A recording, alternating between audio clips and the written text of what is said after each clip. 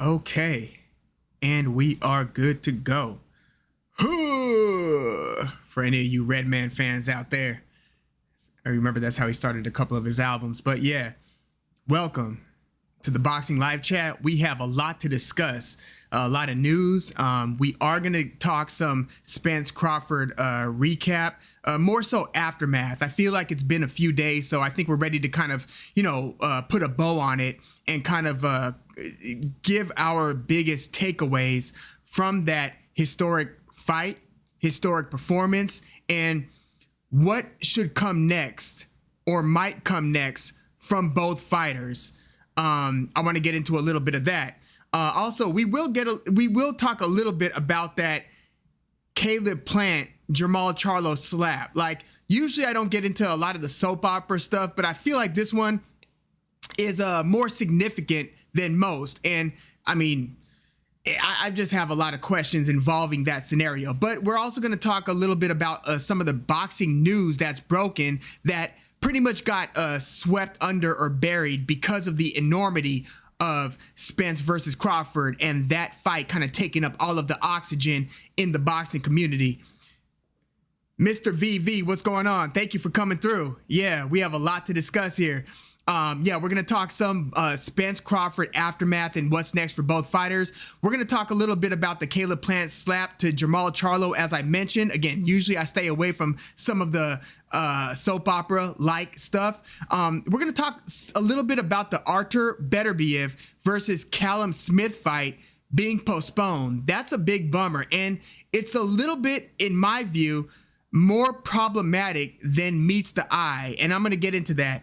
The WBC also approved Regis Prograis versus Devin Haney at 140 for Prograis' WBC belt, and they also ordered Lomachenko versus Shakur Stevenson for the WBC title. Now they are going to name Devin Haney champion in waiting or something like that, but it's a designation to where basically you have first dibs whenever you do return to the division. You can compete for that title. So the way that it's shaping up as the WBC has it is, if they could work the business out, Regis Prograis versus Devin Haney. Franco H, what's going on? Thank you for coming through. Hope you're doing well as good as well. Brandon Jackson is in the house. Thank you for coming through. The way that the WBC currently has it is Regis Prograis versus Devin Haney, and the hurdles, the business hurdles, I feel are going to be a little bit tough to clear, basically because, Devin Haney is conducting his business as like the bona fide A-side. And I'm already kind of seeing some, rumors or reports on what Devin Haney and team have offered in these early stages negotiation wise. And I just hope that they give Regis Prograis his fair share, instead of just playing hardball to where the fight ends up not being made. Yeah, that's right, Franco H. It's champion in recess. That's the designation they're giving Devin Haney as he, again, steps up to 140.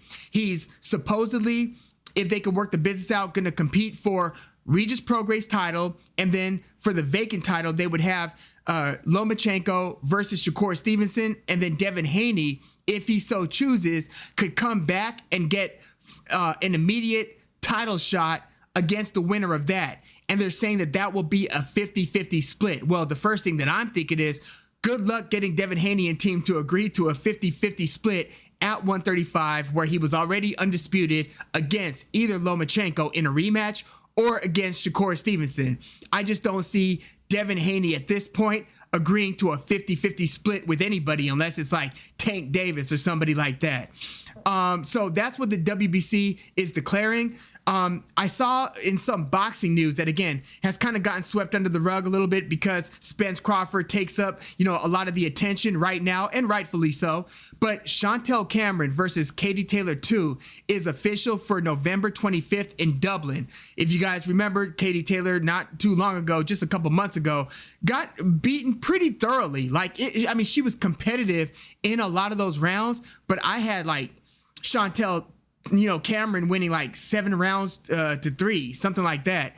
maybe even 8 rounds to 2, but more 7 rounds to 3. So they're going to run it back. Joshua Buatsi versus Dan Aziz is also now official for October 21st. We're going to get a little bit into Chris Eubank Jr. hiring Bomac for the Liam Smith rematch, which is going to take place on September the 2nd. And then Lee Wood versus Josh Warrington. Damn, Josh Warrington's getting another title shot in Sheffield. That fight is now official for October the 7th. And again, Josh Warrington just lost his belt to Luis Alberto Lopez. Before that, he had only beaten Kiko Martinez between getting stopped by Mauricio Lara, getting knocked out, obliterated by Lara, and then getting the fight stopped in their rematch between Warrington and Lara due to that head clash. And then he only won one fight between those, and that was basically him beating Kiko Martinez, and then he loses to Luis Alberto Lopez. And just on the heels of that loss, he's getting another crack at the title, this time for Lee Wood's WBA belt. I just feel like Josh Warrington has been getting way too many cracks at the title given his recent history. Now, don't get me wrong, when he was beating Lee Selby and Kid Galahad and Carl Frampton, yeah, give Warrington any title shot for any belt at that point. But since then, not so much. But yeah, we knew that this is where Eddie Hearn was angling, and he had said as much on like the DAZN boxing show or on IFL. Eddie Hearn has said that he was trying to make that Lee Wood versus Josh Warrington fight.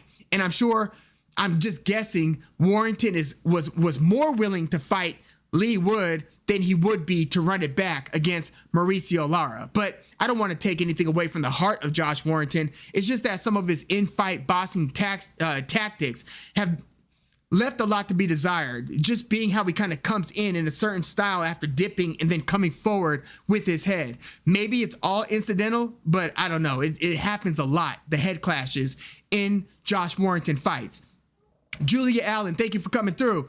That's trash. Don't blame Haney for asking, but the WBC set the precedent, so do it for one fighter, have to do it for another. Yeah, if you're going to designate, but the thing is, the WBC, yeah, they're not consistent in how they apply their rules. I feel like the IBF is a lot more consistent in, demanding that you fight your mandatory and different things like that. The WBC, WBA, I feel like they're a little bit more case by case. Let's just kind of take it how it comes. Franco H said, I think if Haney wins the belt at 140, he will vacate the belt at lightweight and then Loma versus Shakur for that.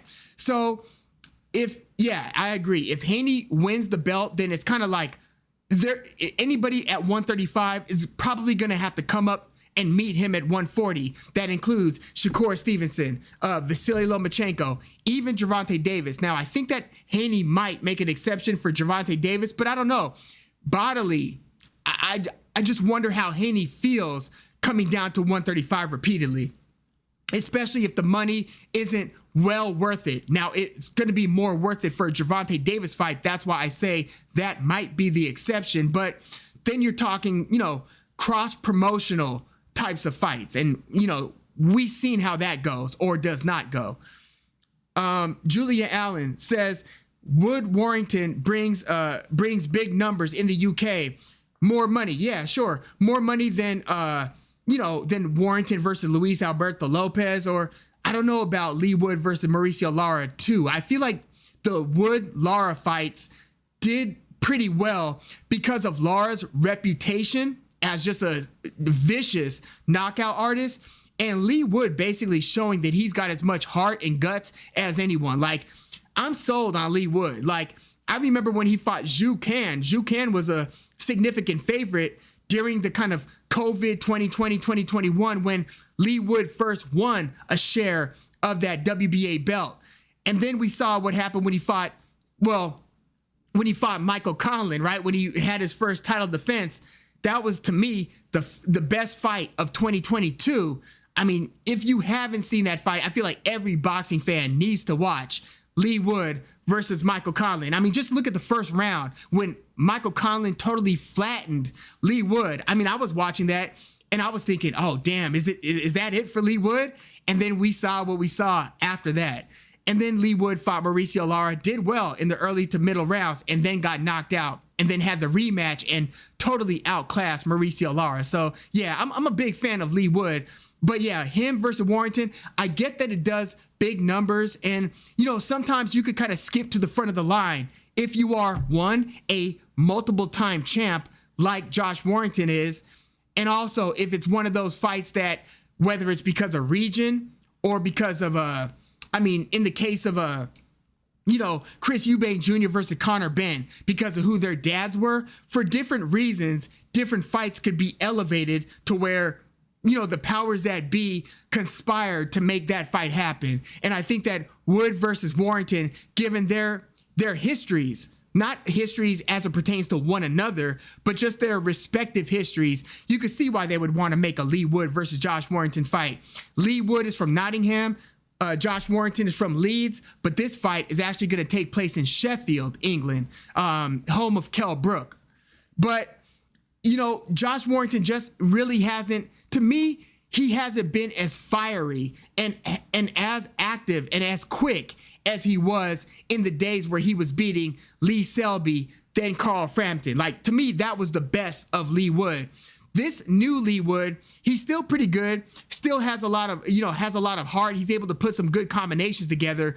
His feet, in my view, aren't as active as they used to be. And you notice when fighters turn, into their early to mid 30s, that's one of the first things that you might notice. If they were expert at getting in and out of the pocket, sometimes that's one of the first things that kind of gets, nullified, where all of a sudden they become like a little bit heavier on their feet to where they start to step and slide a lot more than the bouncing around that they used to do.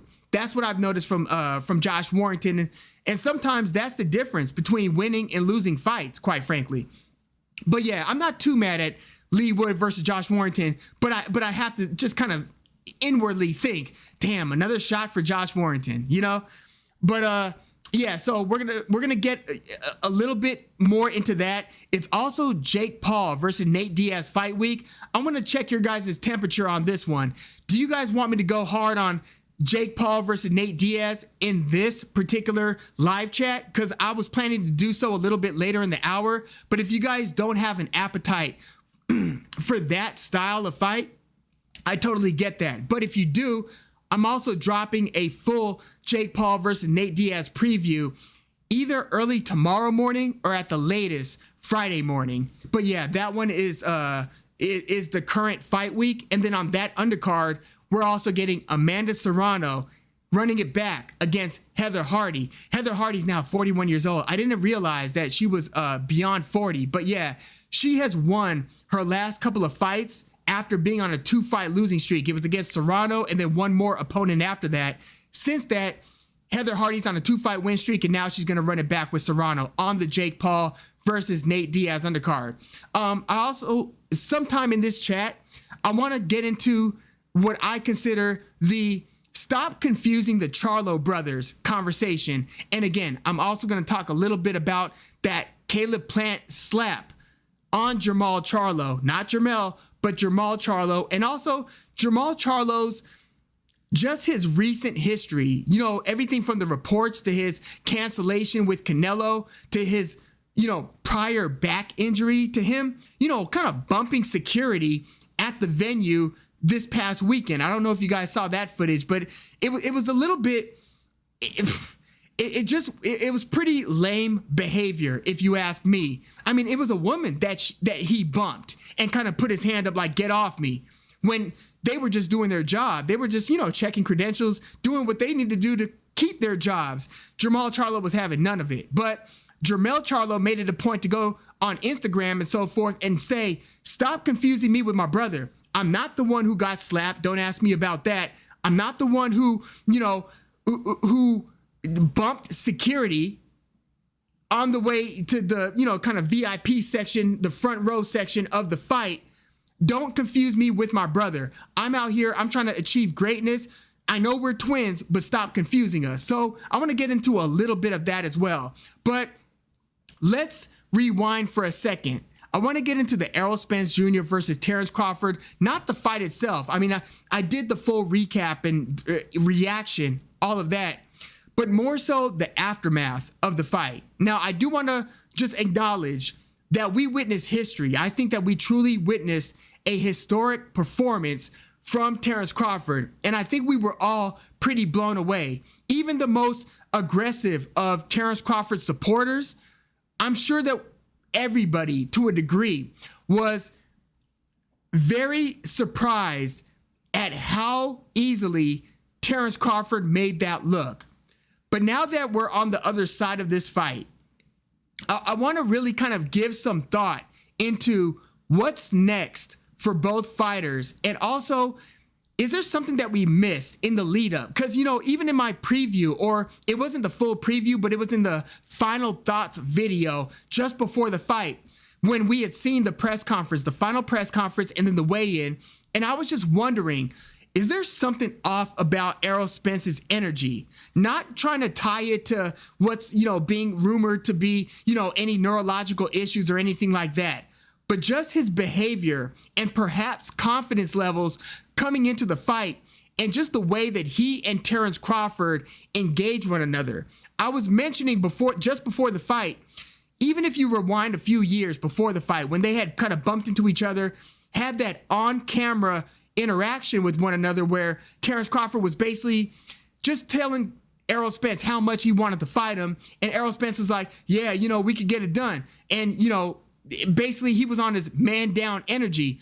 But even then, I felt like Terence Crawford wanted the fight more than Errol Spence. Well, Errol Spence in that case was on the right side of the track, right? So he was staying his course, and he had let the public know what his plan was.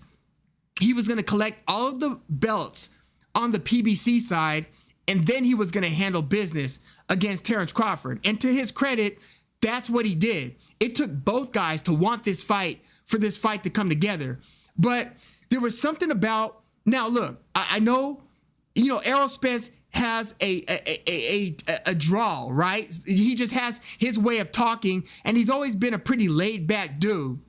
But there was something about his look and how reserved he seemed in the face of Terence Crawford professing his confidence and his certainty that he was going to beat Errol Spence Jr. I just felt like he was that Spence was a little too deferential to Terence Crawford, but I also didn't want to make too much of it, because you never know what to make of fighters' behaviors and their attitudes and their demeanor coming into big fights, right? But then we get into the ring, and even Errol Spence, when he was kind of looking at the camera when they were announcing the fighters right before the fight started, I was like, ugh. I wasn't loving it. Now, I picked Terence Crawford to win. Venture was in the house. Thank you for coming through. David Colon in the house, rooting for Crawford, but Spence definitely wasn't himself. So I was actually slightly pulling for Errol Spence, but I had picked Terence Crawford to win via late stoppage, but I didn't think it was going to be that lopsided. I thought Errol Spence was going to win like maybe 3 of the first 4 rounds or 3 of the first 5, something like that. I didn't think that from rounds 2 through the rest of the fight that Terence Crawford was going to dominate and have an answer for everything that Errol Spence brought to the table. Like, nothing was working for Spence.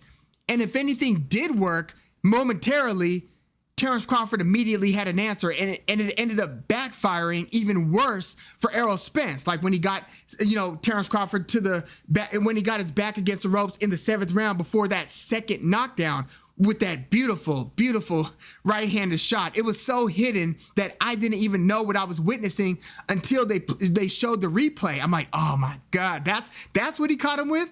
But even in the 3rd round, when, remember, Errol Spence came out hot in the 3rd round, like, I've got to get that one back, because he had gotten dropped in the 2nd round. So he came out hot in the 3rd round, super aggressively, and then started getting blasted shortly after that. So it was like anything that Errol Spence did with even moderate success, Terence Crawford would just punctuate the moment by hurting Errol Spence even worse, whether it was rocking his head back with a jab or going to Spence's body or hitting him with a nice counter that had Spence backing up and looking off balance. Like, Errol Spence just looked terrible in that fight. And there's, a lot of speculation on, was he already compromised coming into the fight? Now, I don't want to declare that he was. I don't know if he was compromised. I don't know if, the accident, the first accident, not one of the recent car accidents, but the first one, the devastating one that he was ejected from the drop top, that accident. I had reservations coming into the Danny Garcia fight. I actually picked, this pick isn't aging well, but I had picked Danny Garcia to win a decision versus Errol Spence Jr. because I suspected that he would have sustained. I'm thinking, how can you not? We kind of take a lot of these fighters' health for granted sometimes because they recover from injuries so quickly. We kind of look at them like they have an S on their chest, like they're Superman. At the end of the day, these are human beings. I'm just thinking, how can you not have some sustained damage or some long-lasting damage from something as impactful as that accident? Like, did you see that car? You saw how fast he was going? Well, luckily for Spence, he didn't have a seatbelt on. Ironically, I feel like that saved his life. But he got ejected from the car at the end of the day.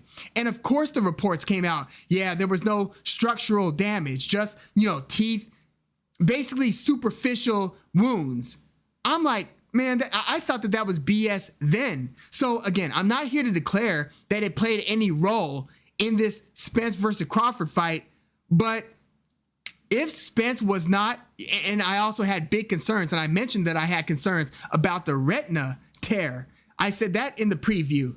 And again, I'm not here to declare that any of this played a role in the fight, but if Spence was not compromised coming into the Crawford fight, I believe that he's compromised going forward. So if we're going to look at the prospects of him resuming his fight career, one, I'm thinking, okay, so it's going to be at 154. Please don't run it back against Terrence Crawford. Look, I remember Shane Mosley losing his first career fight against Vernon Forrest. I was a big Shane Mosley fan, lifelong Shane Mosley fan. Well, not lifelong, but since Shane Mosley was fighting, Shane Mosley fan. By the way, Shane Mosley's training Jake Paul for this upcoming Nate Diaz fight instead of BJ Flores, who was training Jake Paul. But when he lost to Vernon Forrest, I didn't feel good about Shane Mosley immediately running it back with Vernon Forrest. He did the same thing when he lost to Winky Wright, ran it back with Winky Wright. There's this level of pride that fighters have that even if it's a blowout, like we just saw with Spence versus Crawford, this is so unlike anything that Spence has encountered in the ring to where I personally feel that Errol Spence still needs to take time to wrap his head around what just happened. And for him and his team, Derek James and his family to really assess how well or not well Errol Spence might be before making any decisions on if to fight and who to fight. I really feel like they need to think about this because, of course, the knee-jerk reaction is to say, hell yeah, I'll run it back. Look, I would expect nothing less from Errol Spence. Ventru said, I definitely expected Spence to win the first few rounds. That power jab really stopped Spence from acting. Yeah. Do you think the weight drain played a big role? He seemed fine in his previous fights. Yeah, it's a fight by fight type of thing. Just because he looked good or he won, I thought it was a very impressive win, both against Danny Garcia and against Yordenis Ugas. But even with impressive wins, there could be little things that you could see that make you wonder if he's really 100%. He could be near 100%, but with the weight drain, I tend to think that it had some impact on his performance. And credit to Errol Spence for not making an excuse. But when you say you're not going to make an excuse, and then later on, you're going to put out on social media, look, I said I'm not going to make any excuse. Even if I had an excuse, I wouldn't tell you what that excuse is. To me, that's kind of making an excuse. You're not specifying what the excuse is, but just by multiple times saying, I'm not going to make an excuse. It's almost like look, I don't have any excuses, but if I did, I wouldn't tell you, but I don't have any. But if I did, it's kind of one of those things where just implying that you have an excuse is somewhat a form of an excuse. Now, again, you're not specifying the excuse, but I mean, I still give credit to Errol Spence, how he's conducted himself after this devastating loss. Think about the reputation going into the fight and then how he seems to be viewed exiting the fight. Now, some people are saying, look, I don't take anything away from Spence. He's still a great fighter, this and that. And I tend to believe he's a great fighter. But seeing, you can't unsee what you just saw against Terence Crawford, right?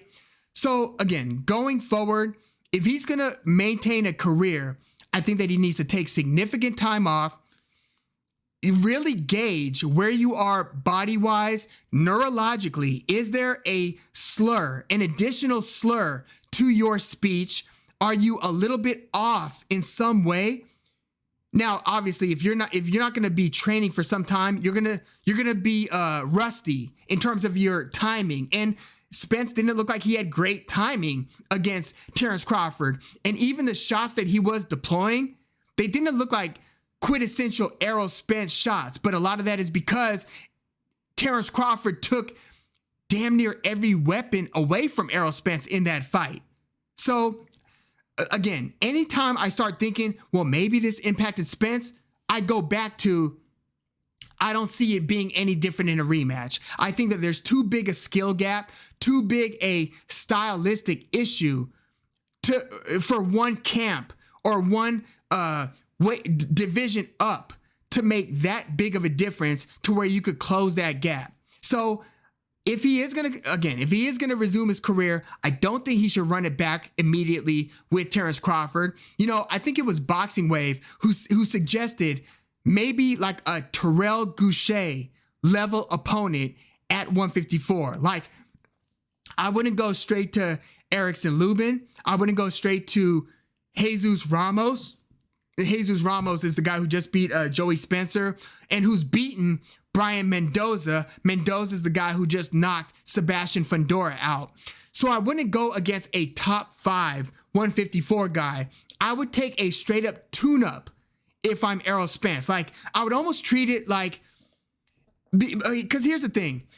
I suspected that Errol Spence was nearing retirement to where if he beat Terence Crawford, that he would take maybe 1 or 2 more fights, maybe a catchweight fight against Canelo, but something big, right? 1 or 2 more fights and then call it a career, because of the accumulated damage, not all in the ring. I mean, the accident, the retina tear, just the accumulated damage.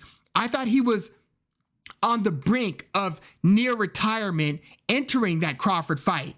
But when you lose like that, I feel like there's a part of the pride, the ego that says, no, F that.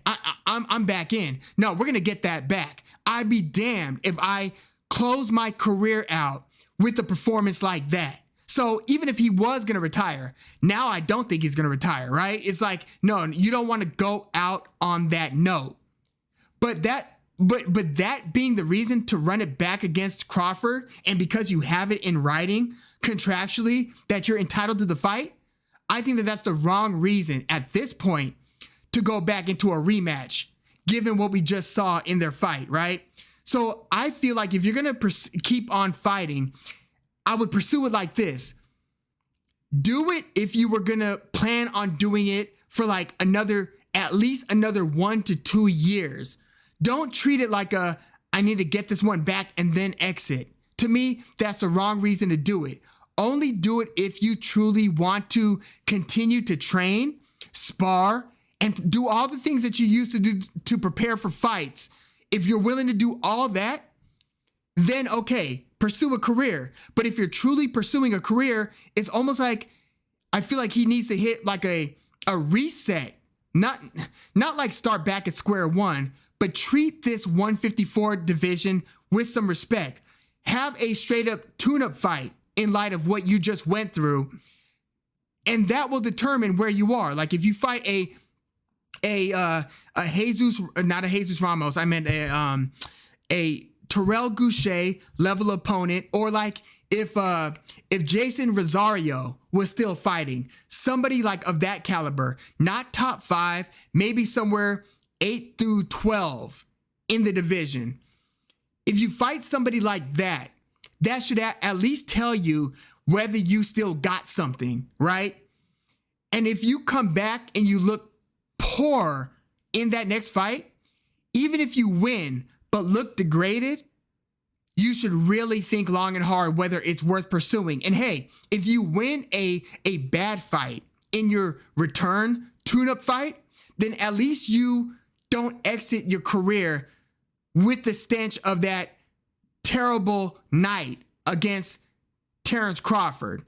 So at least you're exiting with a win. Beyond that, I really have questions as to how much Errol Spence has to give, because again, if he wasn't eroded coming into the Crawford fight, a beating like that and the way that he got deconstructed and then hung in there to get beaten down for another, not one, not two, like a few rounds. Like to me, that's one of those career altering fights. So yeah, take a big break and then hit a reset at 154. Don't go straight to Tim Tszyu. Damn sure don't run it back with Terence Crawford.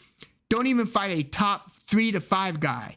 Something below that, and see if you still want to do this for at least another couple of fights. That's how I see the Errol Spence side of things. For Terence Crawford, I'm thinking, so Terence Crawford's going to turn 36 in September. He's obviously still well in his prime. He's coming off of a fight that changes the trajectory of your paydays. Like, look, you want to talk about commentary that didn't age well? How about Bob Arum talking about how non-marketable Terence Crawford is and was, and how he kept on losing money, and just all of those, those terrible. Look, even if it was true in certain fights where you might have lost money on Terence Crawford, it just looks bad because it almost makes it look like you, the promoter, should have done a better job at giving more exposure to this generational talent that is Terence Crawford. Whether that means do more to make the cross-promotional fights versus some of those PBC guys, rather than trying to make creative fights within your own umbrella, like an over-the-hill Kell Brook, over-the-hill Amir Khan, Joseph Benavidez Jr., and so forth. Bob Arum was probably doing his best to make interesting fights on the top-ranked side.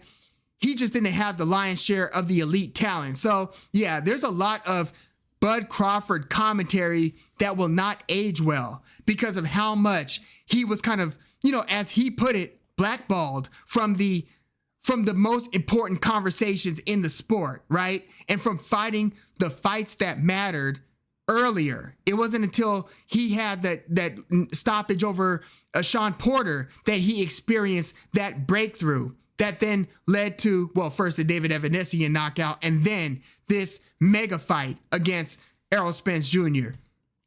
Let me get to some of what you guys are saying. Brendan Jackson said, as a fighter, guarantee most fighters don't go into fights without at least some lingering issue. Yeah, I agree.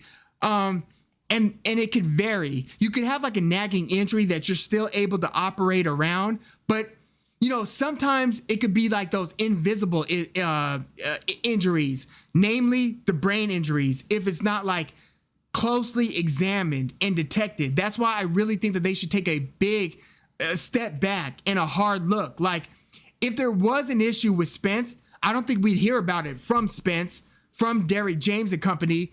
I just hope that everybody on Team Spence has Spence's life health rather than boxing career at the forefront of their mind. And I hope they make a decision based on true health and whether he is truly okay to continue. Only him and his team and his doctors really know that. You know what I mean? Mosh Multiverse, what's going on? Thank you for coming through. What are your thoughts on Jake Paul versus Nate Diaz? So we'll pivot to that immediately on the heels of this part of the conversation, but we are going to get into some Jake Paul, Nate Diaz, and I am issuing the full preview probably early tomorrow morning, but we're going to talk about that in a few minutes here. Douglas Allen, thank you for coming through. Bob is a bum.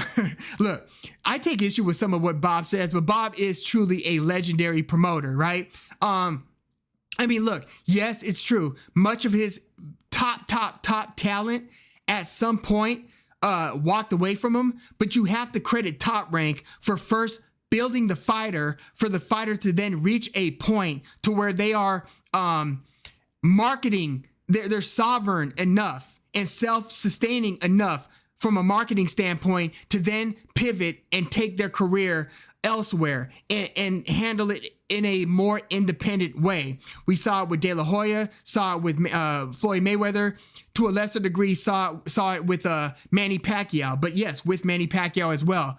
But that's pretty much like the tried and true story, except oddly enough with most Al Haymon fighters. It seems like PBC guys more or less stick with PBC, but like whether you're talking Golden Boy fighters, like in the case of Canelo, and I assume at some point Ryan Garcia might leave Canelo just based on the reports that we've seen, right? But Bob Arum, I think that there's certain things that they do well and certain things that they don't do well. I think there's certain fighters that they promote well and other fighters that they don't promote well. But I feel like every promoter has their strong suits and then their weak spots. Ventru said, I really wonder if his reflexes and reaction time have degraded in the past year. That's the thing. Even if he looked great against Ugas, it's possible that sometimes injuries, especially coordination types of skill degradation or ability degradation, sometimes it happens on, between fights, even if you didn't seemingly take a big beating in that particular fight. That's all possible. Multiverse, I think Nate Diaz should win by decision, but at the end, but it will end either in a controversial draw or Jake Paul decision. And then he said, when Jake fought Silva, those scorecards were way too wide for Jake. I agree. That Silva versus Jake fight was close. So in a nutshell, this is how I'm kind of examining Jake Paul versus Nate Diaz. First off, I always found it interesting that established boxers, Andre Ward, when he would talk about Nick Diaz, the older Diaz brother back in the day, he would kind of vouch for him and say, hey, no, this guy's like he could actually hold his own in the ring. I found it interesting when Andre Ward used to say that. And then most recently, I saw Mikey Garcia in an interview saying that he's basically vouching for Nate Diaz's boxing ability. But look, I watch the UFC as much as I watch boxing. I've seen like Nate Diaz's career. When he fought Conor McGregor in the second fight especially, McGregor dropped him 3 times in the first round. Like, Nate Diaz never struck me as a clean, sweet science style boxer at all. If you remember him fighting Jorge Masvidal, Masvidal outboxed him, or out kickboxed him. Leon Edwards outboxed and outmaneuvered Nate Diaz. Yes, Nate Diaz hurt Leon Edwards, the current welterweight 170 in the UFC, welterweight champion. Nate Diaz hurt him late, but Leon Edwards won like the first 4 out of those 5 rounds.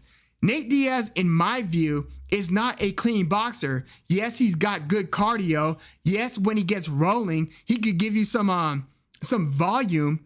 I just have trouble picturing Nate, who at his best was a 155 guy. Like, when he fought 170, look at who he beat at 170. He beat Conor McGregor, whose last fight before he lost to Nate Diaz at 170, Conor McGregor was a 145 champion. He had just beaten Jose Aldo at 145, and then he had a fight scheduled with Rafael dos Anjos. That got canceled.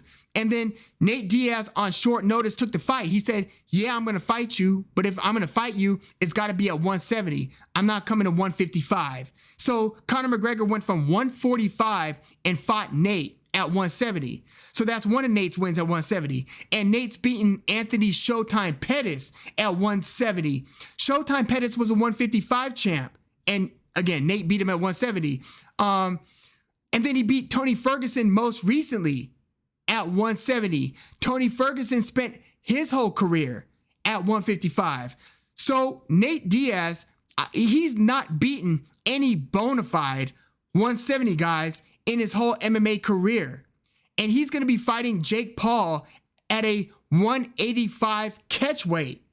Jake Paul's going to just have to shed a few pounds. Like, Jake Paul is technically like kind of cruiserweight-ish, but that's just because there's a huge gap between 175 light heavyweight and cruiserweight 225 pounds.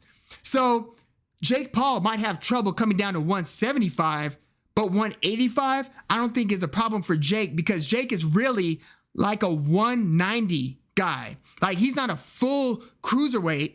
He's more like a 190 guy. So I think that 185 is right up Jake Paul's alley. But again, Jake Paul's way bigger than anybody that Nate Diaz has fought.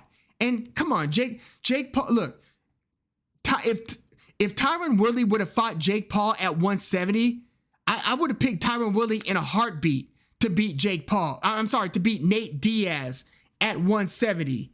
Nate Diaz, again, I was never sold at Nate at 170, and he's going to compete with boxing gloves against Jake at 185. I don't see it. Plus, Nate Diaz, he bleeds, like he gets cut in almost every fight, right?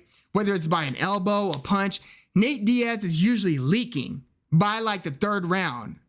I mean, the BMF fight with him and Jorge Masvidal was stopped due to cuts. You mean to tell me that Jake Paul jab, or more viciously, the right hand, isn't going to open something up on Nate Diaz? And also, I've barely even seen Nate Diaz in a boxing stance. Like, I've got these impressions of Nate Diaz with his hands down to his waist, kind of, flipping you off. I mean, you can't even flip somebody off with boxing gloves on, but there's nothing about Nate Diaz's style that tells me that it's going to translate super well in a boxing ring. Like, he is a southpaw, but his style is so unorthodox, you would almost not even be able to tell that he's a true lefty. And it's not like Jake Paul didn't just fight Anderson Silva, who's also a southpaw. So yeah, I really don't think Nate has anything for Jake. To me, his only chance is if Jake undertrained or overtrained and ends up getting gas in the middle rounds. But even then, Jake Paul dropped Anderson Silva in the 8th round. Jake Paul dropped Tommy Fury late in their fight, late in their 8th rounder. By the way, this is a 10-rounder. This will be Jake Paul's first 10-rounder. But he dropped Fury late. He dropped Silva late. He knocked Tyron Woodley out in the 6th round. And even when he went the distance with Woodley, to me, he finished stronger than Woodley in the 7th and 8th round. So it's not like Jake Paul's power doesn't carry late. And Nate Diaz with UFC gloves at 155 and 170 wasn't even a knockout guy. So again, I just don't see what he has for Jake Paul. Like, he doesn't move around the ring like Tommy Fury does. He doesn't put combinations together and have the feints and kind of like the boxing fundamentals that Tommy Fury showed in that fight with Jake Paul. I've never seen any of that from Nate Diaz. I mean, honestly, Nick Diaz, his older brother, was the better pure boxer between the two. So yeah, my early thoughts are Jake Paul. But yeah, I'm going to do a full preview on that one, and I'm going to release it early tomorrow morning. But that's how I feel about Jake Paul versus Nate Diaz. In terms of opponent quality, to me, it's a significant step down or a step back for Jake Paul fighting Nate Diaz. And he did it because of the name, and it's kind of funny because Nate Diaz has totally dogged the promotion for this fight, which is just driving Jake Paul crazy. But yeah, that's neither here nor there. Sup Swoles is in the house. Ain't you supposed to be camping? I'm going to be camping with Sup Swoles and family over the weekend. Can't wait. Yeah. But thank you for coming through. Yeah. My admin, he built the computer. He's basically the reason why the style of video has changed and improved over the past year. Sub Swolls is in the house. Like, yeah, I didn't think he was going to make this one. Thank you. Spider Monkey 304, thanks for coming through. He said, Diaz Jake fight is just about making a payday. That's it.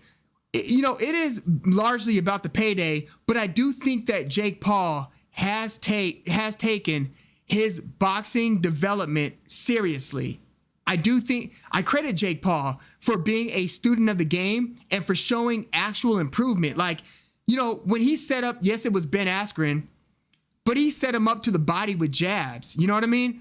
And if you look at how he leveled up his opponents over the, those couple of years, he went from fighting Anderson Gibb and look, Nate Robinson. Some people thought Nate Robinson was going to beat Jake Paul because now you're fighting a professional athlete, but he went from that to flatlining Tyron Woodley, who was a striker, unlike Ben Askren. Tyron Woodley stopped Darren Till. Tyron Woodley stopped Robbie Lawler, another striker, and he stopped Lawler with strikes.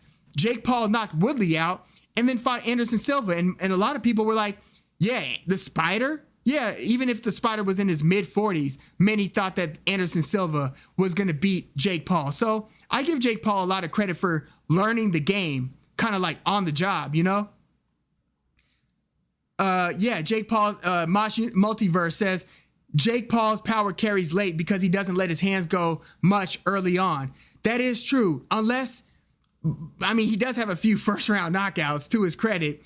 But I get what you're saying. Sometimes, like in the third and fourth, he's pretty low volume, but he's steady. Like he's not totally getting beaten on either, even though he got outclassed by Tommy Fury. He is relatively low volume in those, we'll call them the late early rounds, which it's going to be interesting to see how Jake paces himself throughout the course of a 10-rounder.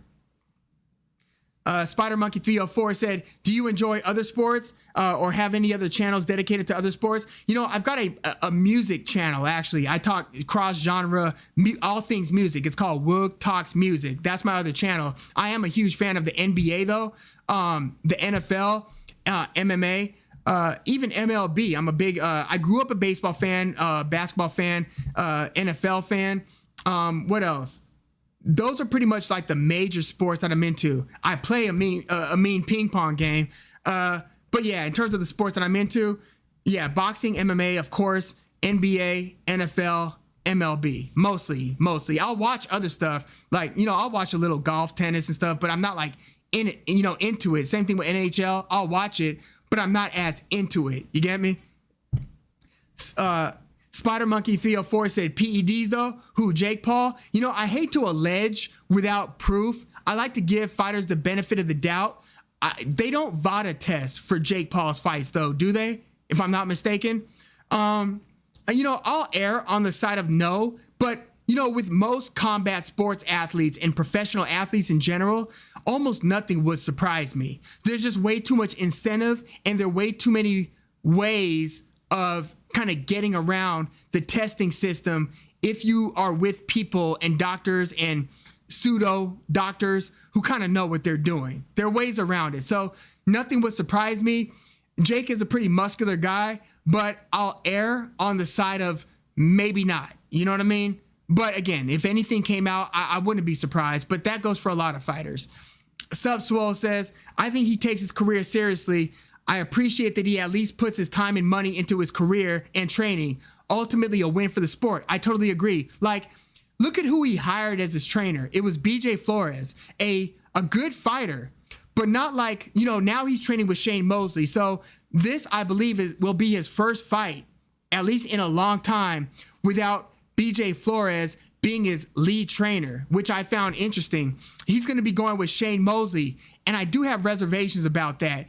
Usually a fighter like Sugar Shane Mosley, who was just remarkable in his heyday, usually fighters who are ultra talented, who are blessed with lightning quick hand speed and devastating punching power and are able to get by largely with that, even Roy Jones, I have less faith in their ability to train effectively. Not to say that there aren't exceptions or that they can't be good trainers.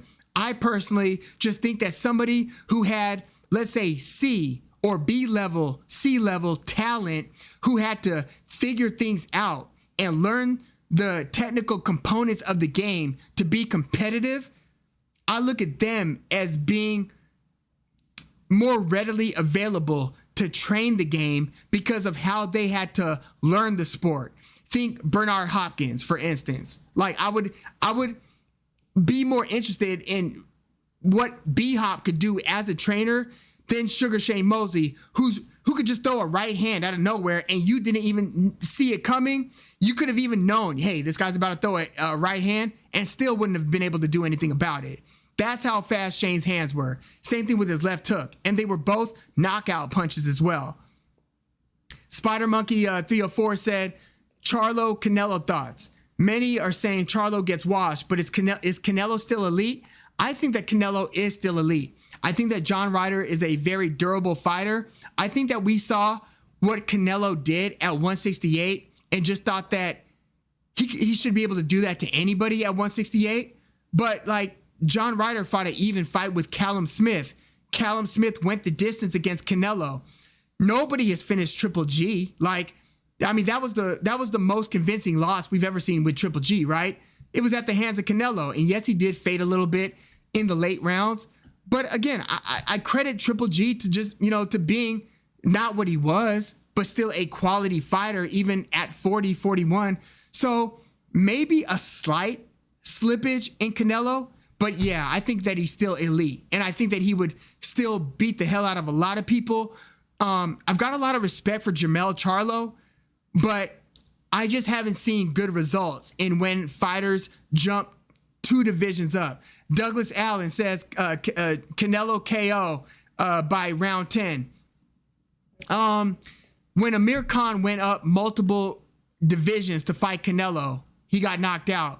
When Kell Brook valiantly went up 2 divisions to fight Triple G, he got his orbital broken. And I think that it largely played a part in ruining his career. So did the following Errol Spence fight. But it was the beginning of the end for Kell Brook. When there's one that I'm missing, and for some reason I always miss this one. Mikey Garcia went up multiple divisions to fight, or one division, but he wasn't a true 140 guy. Garcia was like a 130, 135 guy. He was even a 126 guy. He had won a belt at 140, but then against Sergey Lipinets, but then he went to fight Errol Spence at 147. I never thought that was a good idea. But Mikey was looking so good in those other divisions that people were just thinking, just maybe he's got something figured out that he sees in Spence that he could, maybe win. But it totally went the other way. It was a terrible, in hindsight, terrible decision for Mikey Garcia. So as good as Jermell Charlo has been throughout his career, I don't see this going too well for him. He might have his moments early in the fight, but I feel like Canelo, I mean, look at the guy's neck. I just feel like he's way too tested, way too proven at 168 for Jermell Charlo to have never fought at 160, to have never fought at 168, and then to go 2 divisions up and your first fight there is going to be against Canelo. I just don't see how that works well for Jermell Charlo. Even if he's got a magnificent skill set, I don't see how that could work well for Canelo. Look, if it does, for Charlo, if it does work out for Charlo, to me, that would be one of the greatest feats I've ever seen. Like, I remember when Bernard Hopkins finally left the middleweight division and fought guys like Antonio Tarver. And yeah, Tarver had to come down a bit. And different fights where, Bernard Hopkins was like well into his 40s or something and was daring to be great. Like, he was so meticulous on how he put weight on to go from 160 to 168 and then would have a fantastic performance, right? But even that was like 1 division up for Bernard Hopkins. Sometimes we'll see a fighter go up a division and then have a like once in a lifetime type of performance, but 2 divisions, and we're talking like 14 pounds, right? There's 6 pounds between 154 and middleweight, another 8 pounds between middleweight and super middleweight. I just don't see how it works in Charlo's favor. And I really wonder what it's going to do to Charlo going forward, depending on how badly he might get beaten up against Canelo. Charlo says that he wants to come back down to 154, and he plans on defending his belts, whether it's against Terence Crawford, Tim Tszyu, or whomever. But I have real doubts on how comfortably he'll be able to get back down to 154, and if he does get back to 154, how well he'll be able to perform there. I have not total doubt, but I have concerns about that.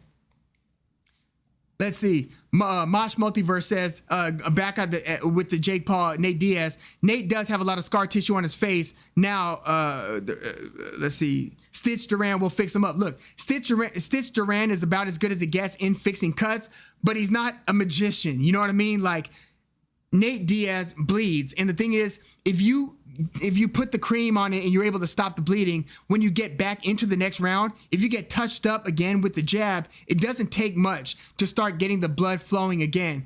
I could see Nate's face looking terrible after a few rounds with somebody who's been doing nothing but boxing. Like, Jake Paul has transitioned so much into this boxing career to where if you didn't know any better, you would have totally forgotten that the guy was a YouTuber to begin with, because of how active he's been and how serious he's been taking this boxing endeavor.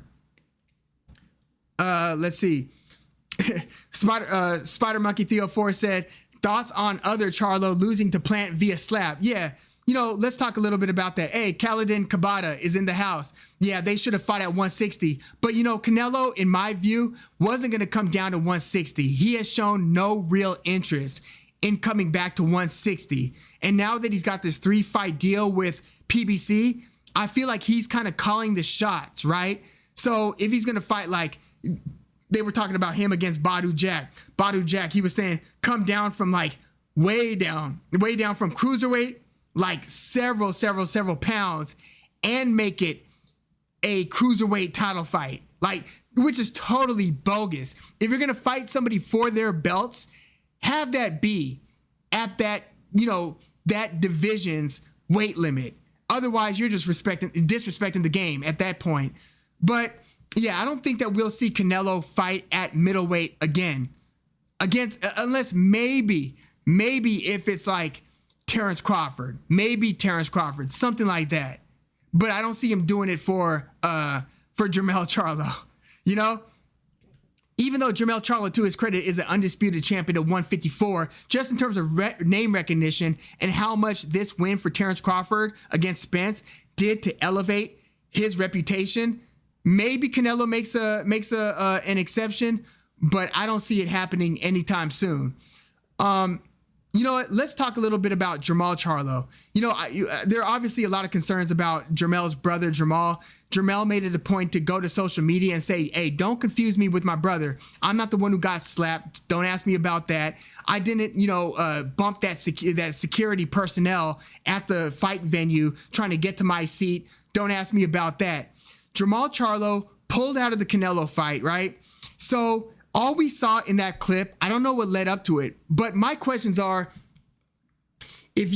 whatever you did to piss somebody off, in this case, Caleb Plant, and for those of you that don't know, there's footage of Caleb Plant smacking the hell out of Jermall Charlo, and he got his body into it, like sweet hands, to say the least.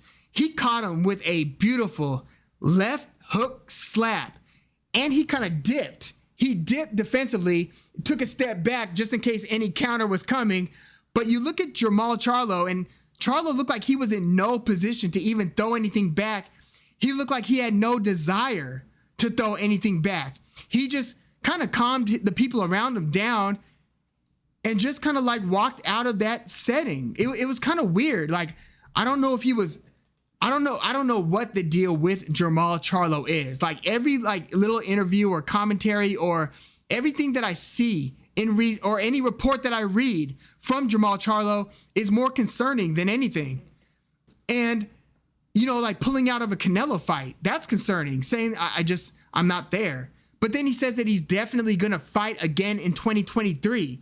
And Mauricio Suleiman and the WBC have been more than gracious. They're letting him still, to this day, keep his title, his WBC middleweight title, and said that they have no plans on stripping him.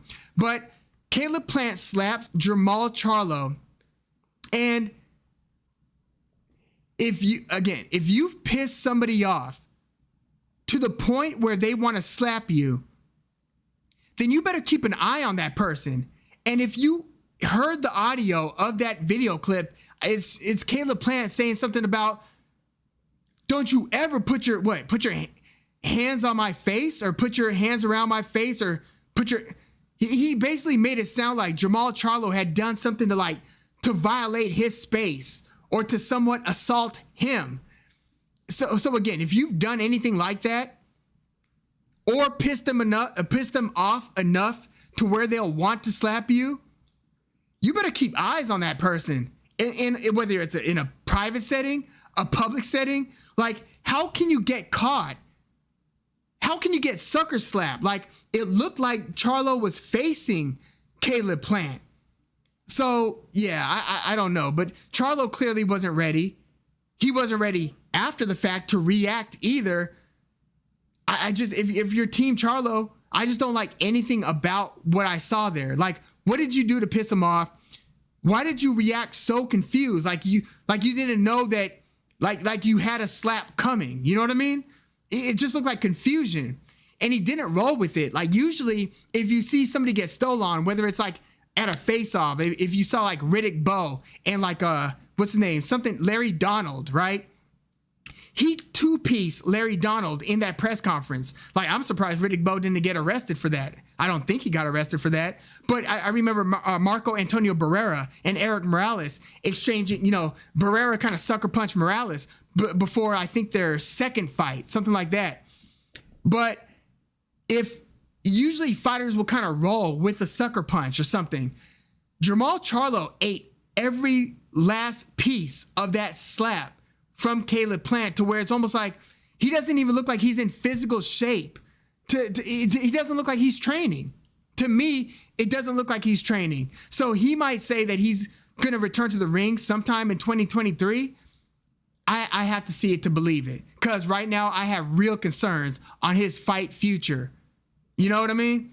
And it's sad, because around the time that because he had a disappointing middleweight run. After having an impressive 154 run, disappointing middleweight run, and then he had an impressive, good victory against Derevianchenko, had a much less impressive victory against Montiel, and then disappeared in the summer of 2021 and hasn't resurfaced. Had a back injury, extended mental health issues. I just don't see him returning anytime soon, but I could be wrong. I hope I'm wrong. Let's see. Julia Allen, Khalidin Kabata said, agreed. Canelo Cinnamon has been acting like a diva. Well, he's in that spot, similar to Floyd Mayweather, similar if you're in the MMA side, Conor McGregor, who, don't get it twisted, Conor McGregor didn't pay the same dues that Floyd Mayweather paid, right? So don't get them confused. But when you're in the driver's seat, to the degree that Canelo is, you always see fighters kind of calling the shots at that point. So it doesn't surprise me that he always determines weight. He determines purse split. He determines, just about everything that could be negotiated. Canelo usually wins the negotiations. So yeah, him basically saying, if I fight you, I'm going to fight you on my terms in the division that I call and so forth.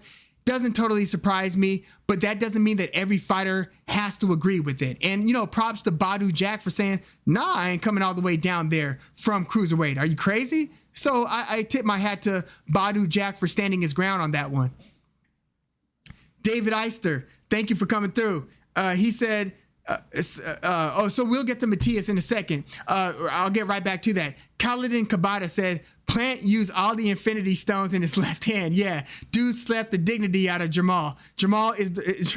Mel is the real Charlo, which is interesting because when they were both at 154, I thought Jermall was the better fighter, and I was very excited to see what he could do at 160. I wanted to see him fight Chris Eubank Jr. I wanted to see him fight Demetrius Andrade, Triple G, Billy Joe Saunders. I wanted to see Jermall fight them all, but we got very little from him in terms of fighting the elite opponents. Jaime Munguia, you name it. I would have wanted to see Canelo, obviously.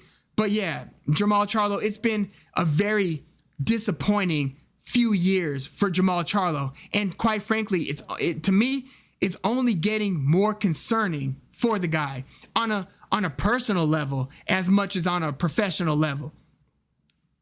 But you know what I mean? Like, there was also like footage of, I think it was supposedly Jermall Charlo's like his ex or somebody getting beaten up outside of the venue, like of the Spence-Crawford venue outside.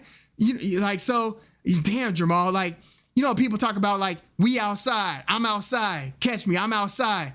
Go back inside. No, go back inside. The streets don't love you right now. You know what I mean? So it's just not the time and place. Give it some time, all. You know what I mean? Like, so we'll see what's up with Jermall going forward, but it's been kind of concerning. David Iser said, so is Subriel Matias, one of the belt holders at 140? Is he going to fight Ergashev or Lipinets? Both fights are good. I'd rather see Ergashev fight Matias. It looks like, I think the report that I saw was Subriel Matias, who's an absolute buzzsaw. Go look at the, two of his fights. It was the one guy, Ananian. It was the guy who beat Matias. Look at their rematch. And then look at, I think, Matias's fight after that. And then Matias's most recent fight against Hadamias Ponce.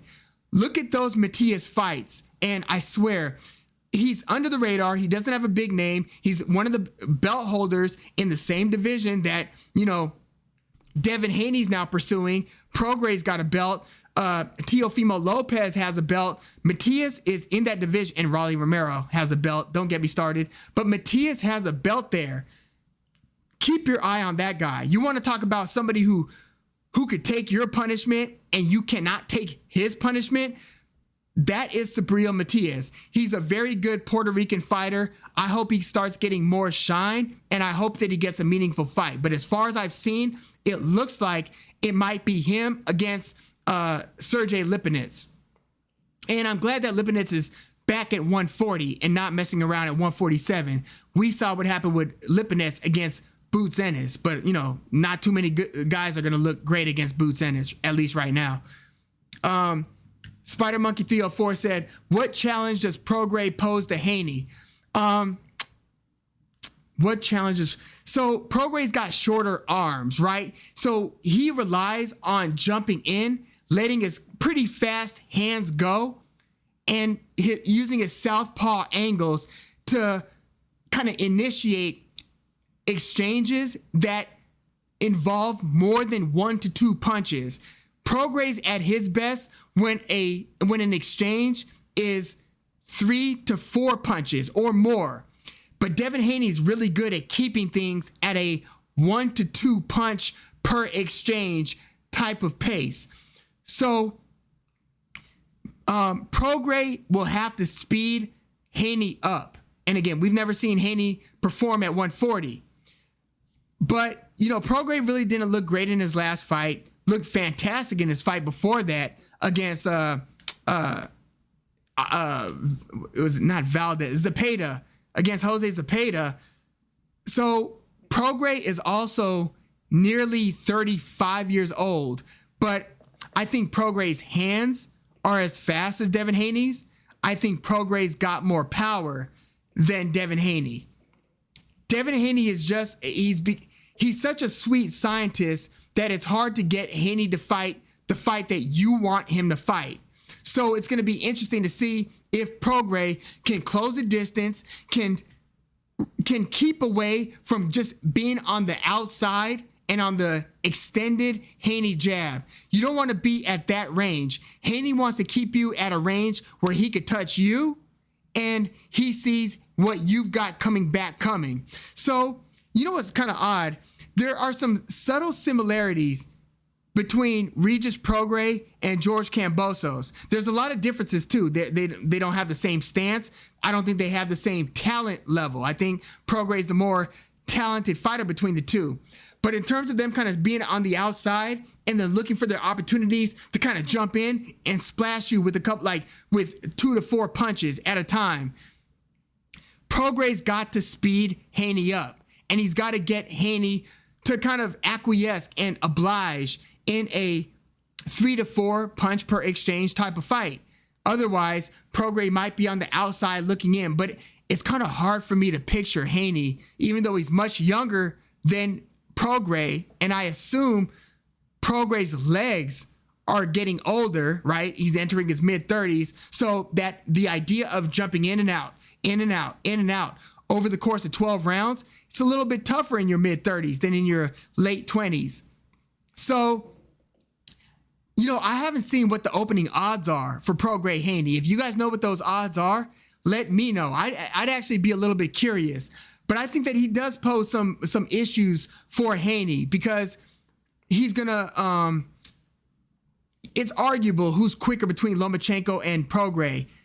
You might say Lomachenko, but those are some things that you have to see in real time. I know Prograis is going to be the hardest hitter that Haney's faced so far. So yeah, I think there are going to be some stylistic issues. And again, he's a lefty. So you could just look at some of the success that Lomachenko had against Haney. And although Prograis doesn't have the same skill set as Loma, there are some things that Loma does well that Prograis also does well. So Prograis's got to make this, it's kind of interesting to think about it along these terms, but he's got to make this kind of like a Prograis versus Josh Taylor style fight. Basically make it a Devin Haney versus Lomachenko style fight. And I think that if Haney fights Prograis the way that Haney fought Lomachenko, I think Prograis could have more success against Haney than Lomachenko had because Prograis's not a slow starter like Lomachenko has been in recent fights. Let's see. Pablo B is in the house. Thank you for coming through. He said if Haney goes up to 140, he should leave. Yeah, well, so the WBC named him, one of you guys had the correct phrase. It was the champion in recess. So he technically he's got rights to challenge for the title. But since the WBC okayed Prograis versus Haney for Prograis' WBC belt, they are looking to make Shakur Stevenson versus Lomachenko for the somewhat vacated WBC belt. And if Haney wants to come back to 135, he could do so. And he's got first dibs. But the problem is they're saying that will be a 50-50 purse split, which I just don't see Devin Haney agreeing to. Let's see. Khaled and Kabata said Plant looked like a pimp and Jamal looked like he worked on Figueroa. Hey, for those of you, yeah, LA. I'm in Long Beach right now. If you're on the West Coast, you know where Figueroa basically it runs along LA. It runs all the way to the Staples Center or the crypto arena, but then it cuts all the way down to South Central Los Angeles. Like it parallels the 110 freeway basically. But yeah, I got you, Khaled and Kabata. Let's see. David Eiser said, I think people forget that Prograis is very good defensively. True. Although his movements could be repetitive after a while. Yeah, it's kind of like one of those where you see him kind of do certain things for a couple of rounds, and then he just kind of continues that approach where, yeah, once you see it, yeah, you're right about that. I do agree with that. David Eiser said, the footwork of Regis sucks bad, though, and he can't cut off the ring. And you know what? Age only exacerbates that problem. So you're right. He's got good upper body movement, right? He's got kind of that Shane Mosley thing going a little bit, but his feet aren't the fastest. And again, I feel like once you start hitting your mid-30s, you become a little bit more of a plodder footwork wise. So I think that even if Prograis has some early round success against Devin Haney's got the fresher legs, and that could really come into play in the back half of the fight. EK is in the house. What's good? Thank you for coming through. David Eister also said Jojo Diaz gave Haney a lot of trouble too, and Prograis is way better than Jojo. Yeah, and Jojo never really belonged at lightweight either. Khaled and Kabata said Regis over Haney. Regis has a better chin, and Haney won't carry power at 140. We'll see. We'll really see what Haney it's tough to tell with the power. No, he doesn't have great power at 135, but he definitely has enough power to get people's respect. Otherwise, they would just be jumping into the pocket more more readily. Like if Haney's power was nothing at 135, Vasily Lomachenko wouldn't have waited till like the third, fourth round to get going. I tend to think that, and look at how Kambosos was just kind of stuck on the outside, just confused. So it's not like concussive, detach you from your senses power, but I do think that it's you better think twice before you decide on how you want to enter the pocket against me type of power. And he might be more powerful at 140, depending on what the weight cuts to 135 have been doing to him. Time will tell, really. Let's see. Yeah, David Iser said, yeah, Figueroa is where my favorite rap group is from, South Central Cartel. Ooh, that's a very interesting pick. Yeah, those who are very into early to mid 90s hip hop will know about South Central Cartel. That was around the same time as WC and the Mad Circle in the early to mid 90s. Same thing with MC8's crew. I mean, MC8 was from Compton, but yeah, a lot of LA groups that are long forgotten. Even the Ice Cube proteges, Caution. Remember South Central Los Angeles? That was a very good album. But yeah, good call. David Eister, LA's in the house. Lady J said, first time catching your live. I'm taking thank you for coming through, Lady J. You're taking Haney over Regis Prograis. It's interesting. So we've got one person who's picking Prograis, another's picking Haney. I'm very interested in that matchup, quite frankly, just because stylistically, they are very unlike anybody who the other has seen. Like, even if you look at Prograis' like best opponent to date, Josh Taylor, nothing like Devin Haney stylistically. And Prograis, he's not too similar to Lomachenko. There is some overlap. There is a little bit of overlap just in terms of how they put their punches together, but they are more different than they are similar. So yeah, interesting matchup. You know what? If I had to pick a betting favorite, first of all, I think I might pull for Prograis in this one. I like Devin Haney a lot. And I think that Devin Haney kind of gets slept on and disrespected a lot, quite frankly. Devin Haney has taken some tough fights. And, he's only like 23, 24. Like, he started taking on like B-level fighters way before most fighters do. Like, you've got a lot of fighters who are like in their late 20s and still haven't stepped up in opponent quality. Haney, to his credit, has been fighting tough fighters. And I don't think Haney versus Ryan Garcia didn't happen because Haney didn't want it to happen. You know what I mean?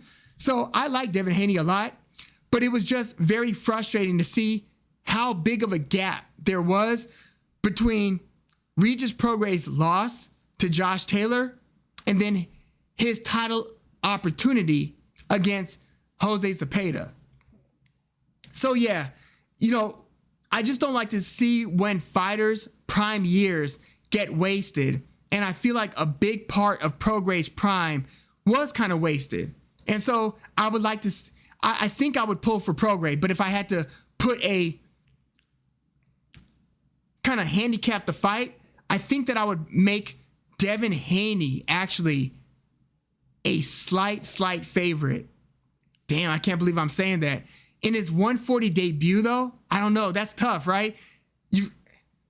Which is another reason why I don't think that, if Spence goes to 154, why he shouldn't go against a top 5 guy. And if you guys missed like the first half of the live, I spent a lot of time on what Spence and Crawford should do or could do going forward. But yeah, I think that I would make Devin Haney a slight betting favorite. And it's largely because he's got the fresher legs at this point. I'm going to take a quick sip of water. How long have we been going? Damn, like an hour 15. Time flies. I love talking with y'all. Let me just take a quick sip, and then I'm going to get to a couple more of your comments and questions. Let's see. Oh, that felt good. That was like my first sip in like over an hour. Let's see. Pablo B said, it's common to hear Styles make fights. Seems like a good reason why Prograis looks so bad against Zarya. Yeah, Zarya kind of had that. I don't want to use the Sandor Martin comparison. I feel like in every generation, there's always like a fighter that people allude to in being like a, you know, they're just a step down from the elite, but there's somebody who's like a bad matchup for everybody. Somebody who's like tough to look good against. You know, Zarya, it looked like one of those fighters against Prograis. Spider Monkey 304. I think people turn on Haney because he started talking greasy when he's more of a nice guy. You know, I think that he took a page out of Floyd's book. You know, you saw him. Like Prograis strikes me as somebody who, you know, he's not a street cat. You know what I mean? He's not a street dude. So when I first started seeing pictures of him, you know, with the grills and just kind of, you know, being a little bit different behaviorally, I'm like, I got what he was doing. I think he did it to kind of drive up the conversation around him. And you hear people start using phrases like want the smoke and this and that, and they'll use a lot of trendy languages to kind of sound cool, for lack of a better term. Yeah, it does kind of seem like Haney, you know, is trying to act a little cooler than he was at 18 years old, 17 years old, 19 and so forth. But just in terms of his character and his willingness to fight the fights that matter, I really like Devin Haney. I do, you know? And even when you hear him actually sit down and talk in interviews, he seems like a good dude, you know? David Eiser said, a guy that I think is an absolute beast is Jesus Ramos at 154. Yeah, we were talking about him a little bit earlier. He just stopped, Joey Spencer, and he's beaten Brian Mendoza, the guy who knocked Sebastian Fundora out. Yeah, keep your eye on Jesus Ramos at 154. Oh, you think he would beat Tim Tszyu? Wow. Every time I put a ceiling on how good I think Tim Tszyu could be, he gives us another performance that makes me adjust my ceiling. Tim Tszyu is impressing the hell out of me. I remember watching him beat like Jeff Horn, you know, out in Australia back in the day. And I'm like, oh, this is interesting. Costa Tszyu's son, he's looking good. You know what I mean? Like pretty dangerous. But I thought that he was going to run into all kinds of problems once he started fighting top 10 competition. Boy, have I been wrong. Tim Tszyu's looking like an animal in there. I mean, he finished Carlos Ocampo in the first round. And I know that Carlos Ocampo has been finished early, but it was against Errol Spence Jr., you know? And, Ocampo went the distance against Fundora. David Eiser said, to me, Jesus Ramos is like a Mexican version of Winky Wright with one-punch knockout power. But it did take him a while to get Joey Spencer, who I always had doubts about. It took a while to get him out of there. You know what I mean? But yeah, I would like to see Jesus Ramos in a big fight that matters. Maybe I don't necessarily want to see him running back against Brian Mendoza, and I don't want him to fight Sebastian Fundora. I want to see Fundora fight another 1 or 2 fights before fighting a top 3 guy, just to kind of get his head right? I would like to see Jesus Ramos fight Erickson Lubin, but it sounds like Lubin is going to 160. Khalid Kabata said, to be honest, I'm a bit biased towards Haney. I respect his skills, but I still don't like him. Shakur and Gervonta are my favorite lightweights, Gervonta being number 1. No, I get it.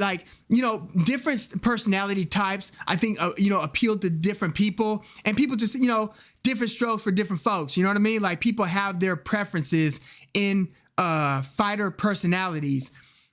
And like Shakur Stevenson, I like him a lot. Gervonta Davis seems likable. I mean, I don't like all of the press that all of the instances that I've, that Gervonta Davis has reportedly been in. But when you hear Gervonta Davis, look, I remember when Gervonta Davis was in Vlad TV, on Vlad TV, interviewed by DJ Vlad, back when he was fighting, Liam Walsh, when Gervonta Davis went overseas to fight Liam Walsh. And there were a lot of people who thought that Liam Walsh because Liam Walsh was a step up in opponent at the time, might give Gervonta Davis a lot of problems. But even back then, I thought that, Gervonta Davis seemed like a pretty nice guy, just based on the conversations and stuff. He seemed like a pretty thoughtful dude, which, sometimes when somebody's like a brutal knockout artist, people kind of equate that with being less thoughtful. But when you listen to Gervonta Davis, you could tell there's a lot going on in there. You know what I mean? Thank you, Colin and Kabata. I respect your views as well. Like, you're coming with some very thoughtful commentary. I dig it. David Iser said Regis Prograis is from the hood. It kind of projects that C Murder Soldier Slim. My family's actually from New Orleans. I think they were from, before they moved from New Orleans to LA. They were from Ninth Ward. That's where my dad was born around Ninth Ward. So that's where like my uncles are from and everything. Then they moved to LA. But yeah, Regis Prograis was one of those New Orleans to Texas transplants who were kind of flushed out of New Orleans due to the devastating Hurricane Katrina, had to relocate near the, what was it? Which dome is it? The Astrodome, right? Was it from the Superdome to the Astrodome in Houston? And so Houston became Regis Prograis' like adopted hometown. But yeah, Prograis, you could tell he's no nonsense. He seems like a very solid, another good dude, nice guy. But you could tell that he's not the type of there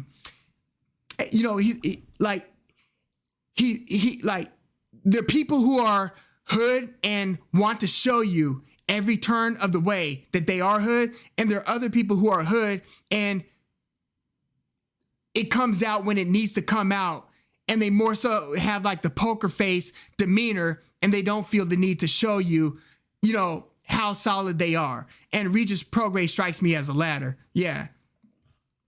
Pablo B said, what about Ocampo for Spence's first, run it back at 154. So yeah, sure. Look, to me, for Errol Spence, there is no opponent that is too weak. Like, there is no fighter that's too low to where it's like, oh, you're fighting that guy. You know what I mean? I feel like there are so many questions about Errol Spence's fight future that I want to see him against a C-level opponent.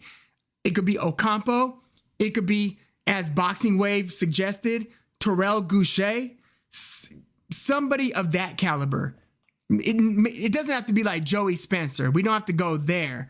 But somebody, Sergio Garcia. I think Sergio Garcia just got stopped like this past weekend or something, right? So maybe not Sergio Garcia right now, but somebody of that ilk. Maybe even Tony Harrison, since Tony Harrison, if he wants to continue fighting, just came off of that Tim Tszyu beatdown and loss. MAW is in the house. Thank you for coming through. Hey guys, by the way, smash that like button. I'm the worst at saying that, and I always forget. I always, like I said, and I say this in every chat, when I usually enter a chat, I get into the chat and I start talking, and then I forget to go back and smash the like button because I'm involved in the conversation. So yeah, please do if you haven't, and then come back in and we'll continue. But yeah, thank you. MAW is in the house. Let's see. Spider Monkey Theo 4 said, random question. If you could see any 2 to 3 fights ever in history live in person, which would you choose? Ali Foreman, Rumble in the Jungle, because of the location as well. The Thriller in Manila, it was probably hot as hell out there. But I would want to see that. And then, I might, maybe a Joe Louis fight, but which one? I'd have to think of which Joe Louis fight I'd want to see. But I want to see Joe Louis. I would have wanted to see Mike Tyson versus Michael Spinks, the unification title. I think that was in New Jersey or something. But it was just like a super high profile fight. That would be one of them as well. Yeah, prime Tyson. We're talking late 80s Tyson against Michael Spinks. Maybe a fight of that caliber. But before we, I'm going to wrap it up in a sec. But before we do, I'm going to get to a few more of your comments. And I also want to reiterate, Chris Eubank Jr. hires Bomac for the Liam Smith rematch taking place September 2nd. You know what? Bomac is a great trainer, but he's not a magician. I don't expect a leopard to change his spots overnight. Now, granted, under the tutelage of Roy Jones, we saw Eubank's style change a bit. I just wonder how much Bomac could do to prepare Eubank for the Liam Smith rematch. It depends on what's going on between the ears in Eubank Jr., whether he's ready. I mean, because these fights could go either way. It's almost like when Dillian Whyte had the rematch against Povetkin. When you get knocked out after kind of being in the lead of a fight, and then you return to the scene of the crime, basically, performance varies. Because sometimes, in the case of Dillian Whyte versus Povetkin, he avenged that loss. Lee Wood avenged the loss against Mauricio Lara. It's going to be interesting to see Eubank Jr. versus Liam Smith. Harrison Asamoah, thank you for coming through. Harrison Asamoah, what are your thoughts on the heavyweight division? Who catches your eye as a must-see prospect to keep your eye on? I like Makhmudov. I like Jalilov. I think I saw Jalilov fight when I went to Prograis versus Zepeda. Jalilov is like the 6'6" fighter. Pretty good prospect. He was on that undercard. Obviously, like the Zhili Zhangs, who's about to have that rematch against Joe Joyce. Philip Ergovich, obviously. I know there are a couple heavyweights that I haven't mentioned, but those are a couple of them that stand out. I like Bacoli, the guy who just beat Tony Yoka, former Olympic gold medalist. But the heavyweight picture itself, it sucks that Tyson Fury's fighting. I get why they're doing it. It's a money grab for sure. But it sucks that Usyk versus Fury or Fury versus Usyk's not happening. Just creates a logjam at the top. The belts are tied up. Usyk, to his credit, is fighting a credible opponent in Daniel Dubois. And he's got to be careful in that fight. It's easy to assume that Usyk wins that fight. And of course he should and rightfully is the favorite. Daniel Dubois is a dangerous opponent though. Anything could happen, especially when you have a heavyweight champion who relies so much on reflexes, technique, and the sweet science, who's now in his mid-30s. But yeah, that's what I think of the heavyweight division. And also, Deontay Wilder and Andy Ruiz, they need to get that fight scheduled. Come on. Like, to me, that's another, like, what the hell's going on here?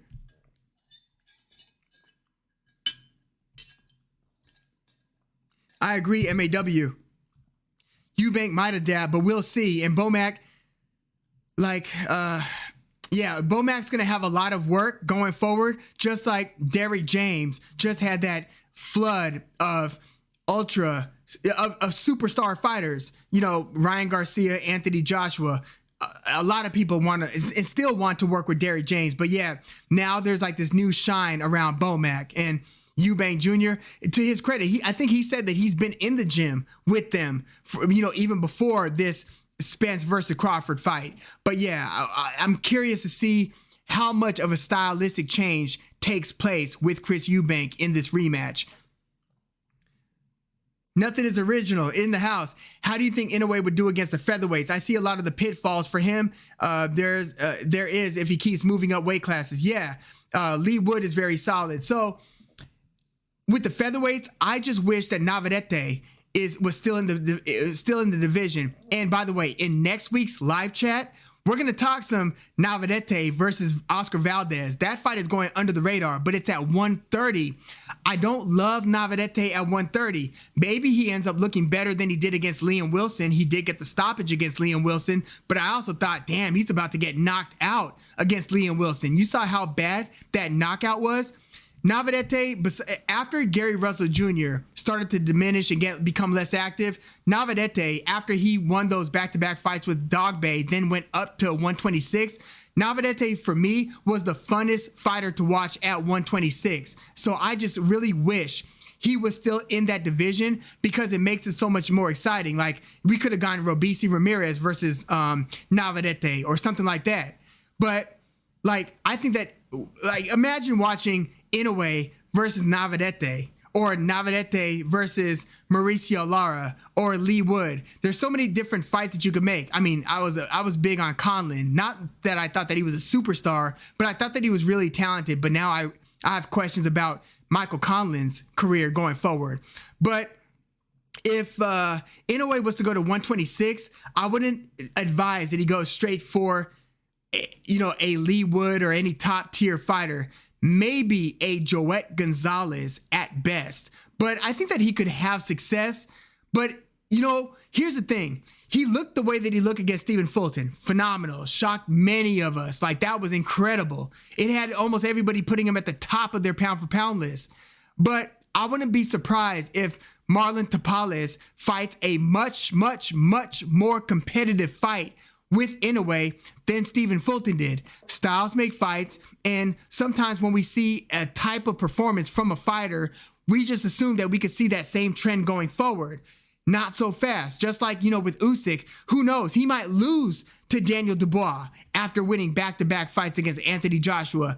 You never know. It's a performance by performance, fight by fight thing. Every fight has its own camp, its own preparation, its own nagging injuries, its own challenges. So just because Inoue looked the way that we just saw him look and has looked throughout his career doesn't mean that if he fights this battle for undisputed against Marlon Tapales, that it's not a much more competitive fight that says, wait a second, maybe chill before you then go to 126. But yeah, Richard Torres, you're right, David Eister. He's an interesting heavyweight to watch as well. But I always have apprehension because when these fighters are so early in their career, knocking out totally unmatched guys, it's like, yeah, you look great against like D-level fighters, but let's see what happens when you fight, more respectable names and more adequate opposition. But yeah, he is must watch until we see him, kind of meet his match or at least his equal in the ring. Like we just saw Jared Anderson face adversity for the first time. MAW said, I expect Frank hopes Joe Joyce to beat Zhang in the rematch to throw at Usyk after Daniel Dubois in hopes of getting the in-house. Oh, Frank Warren. Yeah. Frank Warren is looking golden right now. If he could have Frank, he's promoting a lot of the top heavyweights these days. Let's see. David Eister. Thank you, Kalindin Kabata. Hit the like button, y'all. David Eister said, I've got Navarrete beating Valdez. People forget that Navarrete he beat some good fighters. I think Valdez would have some trouble with guys like Villa and Joet Gonzalez. Yeah, you're right. But Oscar Valdez, when he's at his best, is a good counterpuncher. And yeah, maybe the stars did kind of align for that Miguel Berchelt fight. And, we saw Valdez struggle with Scott Quigg, but Valdez broke his jaw in that fight. That was grueling. But I look at Valdez as being a little bit more of a sweet science style fighter than Navarrete. And Navarrete was at 122 looking great. Navarrete's got a Terrence Crawford reach.